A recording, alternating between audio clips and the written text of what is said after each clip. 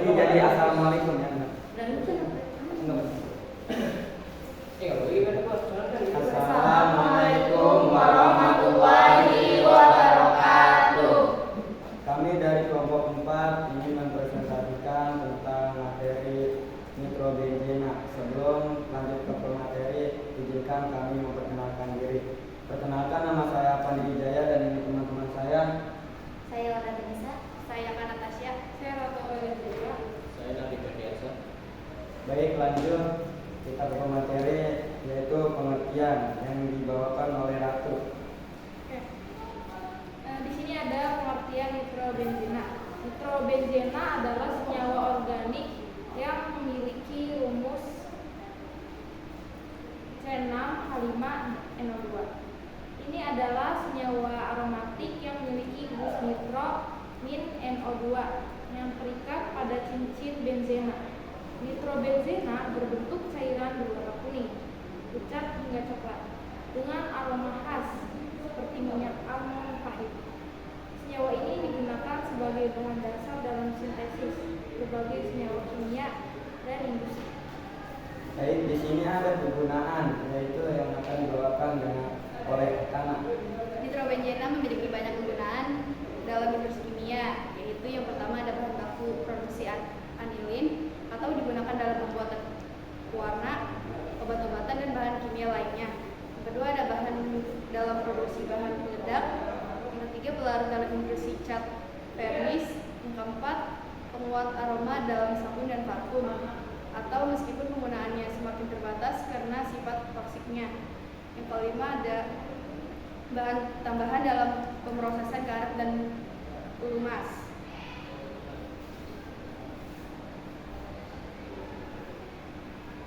Nitrobenzena memiliki contoh. Yang pertama metanitrobenzena, M-nitrobenzena. Yang kedua para-nitrobenzena, P-nitrobenzena. Yang ketiga dinitrobenzena, C6H4 atau NO2 yang merupakan senyawa dengan dua gugus nitro pada cincin benzena.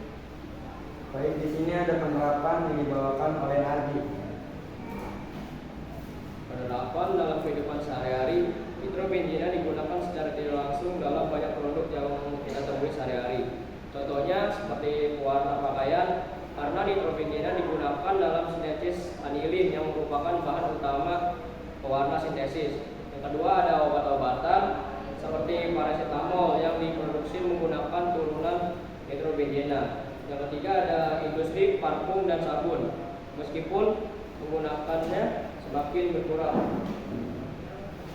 Di sini ada resonansi yang akan dibawakan oleh Wanda. Yang pertama ada resonansi. Gugus nitro dengan rumus NO2 memiliki efek penarik elektron yang kuat sehingga menyebabkan perubahan distribusi elektron pada cincin benzena.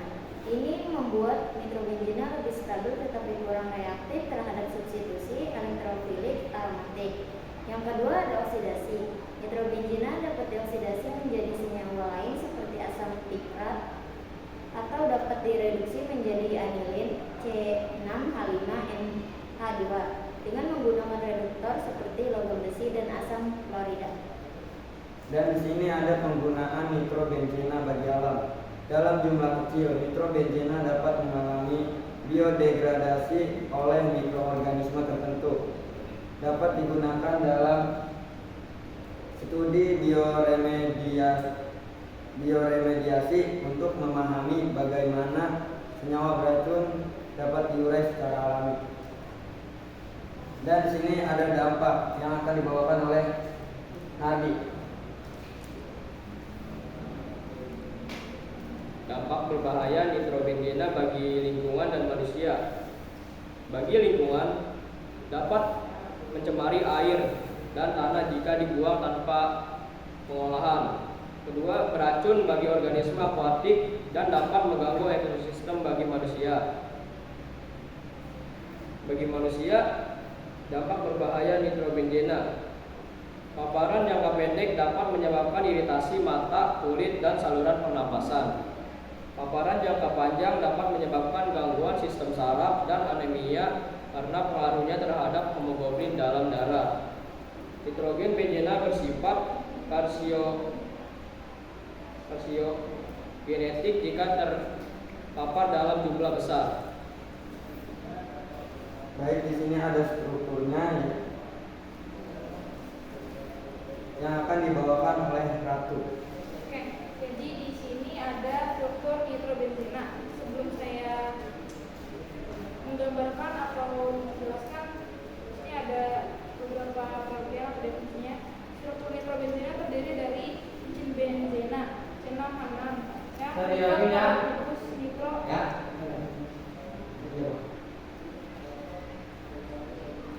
Ini NO2. Struktur ini menyebabkan nitrobenzena bersifat polar dan kurang reaktif terhadap reaksi elektrofilik dibandingkan benzena mono.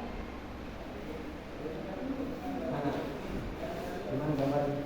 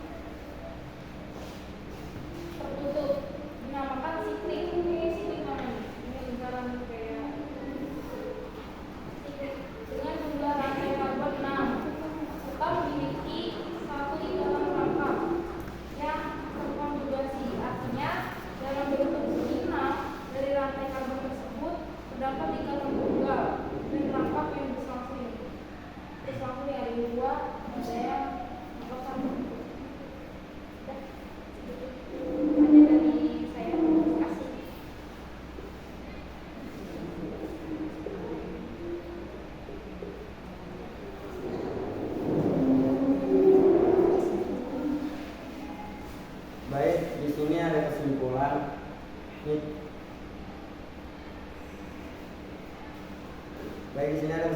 yaitu nitrobenzena adalah senyawa penting dalam industri kimia.